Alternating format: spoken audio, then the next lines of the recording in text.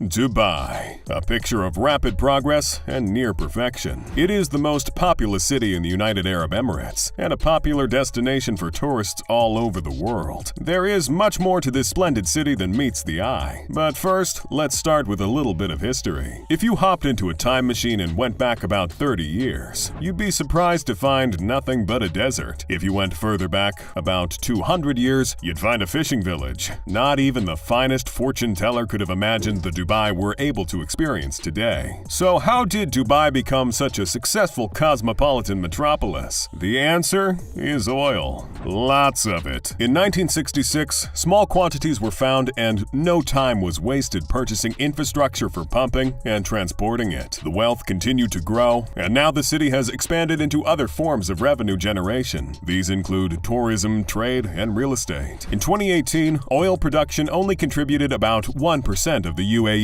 GDP. The evidence of this wealth is everywhere, but especially in its brilliant skyscrapers. Currently, the tallest building in the world is located in Dubai. The Burj Khalifa is 2,722 feet tall, and inside you can find a hotel, residential suites, corporate suites, observatories, and a few amazing sky lobbies. It is located in the city's most popular tourist hub, so this adds to its value and popularity. Another fascinating building is the Burj Al Arab, a luxurious hotel which is taller than the Eiffel Tower. I think its shape is quite unique, but what's even more interesting is that it is located on a man-made island. To access the building, you have to use a curving bridge, which is attached to the mainland. One night at this 5-star hotel may cost you between $1,000 to $24,000 US. The Jumeirah Emirates Towers are two other creatively shaped buildings, and I can certainly see why the JW Marriott Marquis is famous. It's designed depicts a date palm. We can't leave out the Dubai Mall, which some people describe as being bigger than 50 football fields. It's one of the biggest malls in the world, and over 80 million people visit the venue each year. You might be wondering what you can find inside. Well, there's a luxury hotel, an ice skating rink, a cinema, tons of stores, and the Dubai Aquarium and underwater zoo. I can actually have some fun while shopping with my wife. While she spends hours looking at shoes, I could be chilling with dolphins. Anyway, I think my ultimate favorite is the Atlantis Hotel at Palm Jumeirah. It strikes me as mythical and mysterious while still maintaining its uniquely Arabic style. It's even better on the inside. There's an aquarium with thousands of marine animals, a lagoon with friendly dolphins, and many restaurants, bars, boutiques, and a spa. The next time I go to Dubai, I'm staying there for sure. We can't talk about Dubai without mentioning its billion-dollar man-made islands. Most of these islands were constructed with sand from coastal waters. The Palm Jumeirah is known for being the world's largest artificial archipelago. Like the name indicates, it's shaped like a palm tree. The crescent which surrounds it acts as a breakwater structure. On this island, you can find luxury villas, hotels, and resorts. The most famous building on the island is the Atlantis Hotel, which I mentioned a little while ago. Right now, over 10,000 people live on the Palm Jumeirah. The world islands are particularly fascinating because they mimic the world map.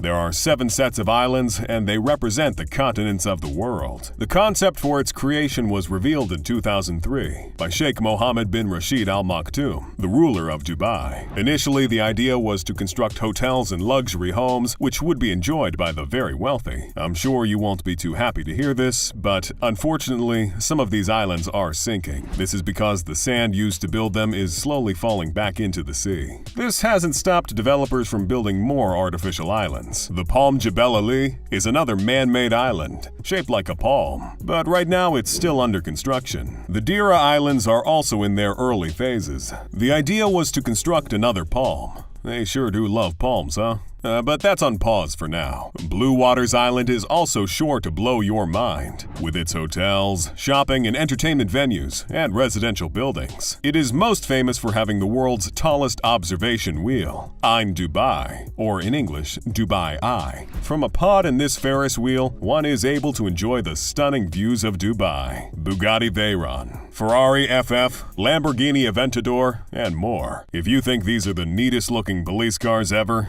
just wait until you hear about the police force. The police force of Dubai prioritizes the safety of residents and tourists. They are also known for being super friendly. On my last trip there, I actually called them to ask if I could take some pictures with their cars, and they agreed. But I'll show you that picture another time. The cars blew my mind, but do you know what else did? The force aspires to be 25% robotic by the year 2030. Yes, you heard me correctly. Robot policemen. I'm eager to see how this turns out. Either way, I don't think these robots will have much work to do, as Dubai has one of the world's lowest violent crime rates. In 2019, it was actually ranked as the 7th safest city in the world. Other crimes do occur, but they are not as common. While Dubai may be considered to be progressive in comparison to other countries in the region, there are still some things you and I cannot get away with. For one, it is illegal to import pork products or any material that can be considered pornographic. There is also zero tolerance for any drug-related offenses. If a person only possesses a very tiny amount of an illegal drug, they may actually face a 3-month prison term. Alcohol is only allowed at home or in licensed venues. Nevertheless, it is illegal to be under the influence of alcohol in public. The population of Dubai is just about 3.5 million. The government hopes to increase this by over 2 million by 2040, as expansion and development continue. It comes as no surprise that most people who live in Dubai were not born there. The city is heavily dependent on foreign labor. Many migrant workers were needed to work on construction projects or in-service jobs. In fact, immigrants began to move there in the 1970s. 2.5 million residents of Dubai are actually from India and from Pakistan. There are also quite a few people from Bangladesh, Iran, and the Philippines. Dubai's official religion is Islam, and this is designated in the constitution.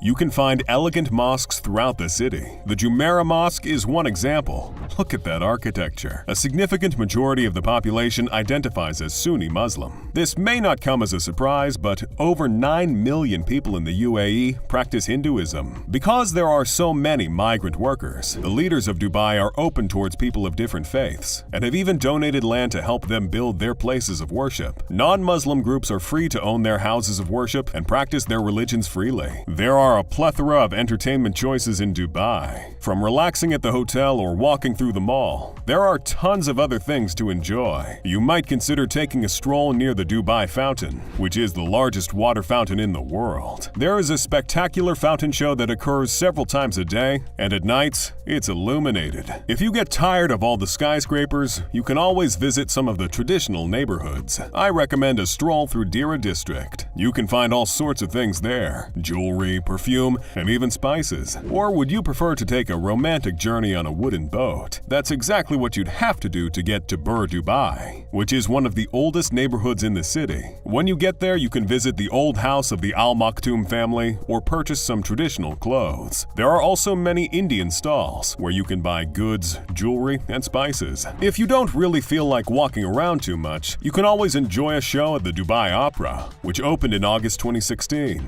There are a variety of sports to choose from, and these include football, rugby, yacht and motor racing, tennis, golf, and polo. The one I found the most interesting is camel racing. A long time ago, these races only happened during special occasions, like weddings. After a while, it became an outdated tradition. However, the leaders of Dubai worked hard to revive it. They were successful, and now hundreds of camels regularly participate in races, mostly between October and April. The winning camel's owner receives a generous cash prize. The event attracts large crowds, and if you get the opportunity to attend someday, you may even get to take pictures with the camels. I think they really love this sport, because even the Crown Prince of Dubai, Sheikh Hamdan bin Mohammed bin Rashid Al Maktoum, or Fazza, seems to be a big fan as well. How big of a fan, you ask? Well, he once purchased a camel for $2.7 million.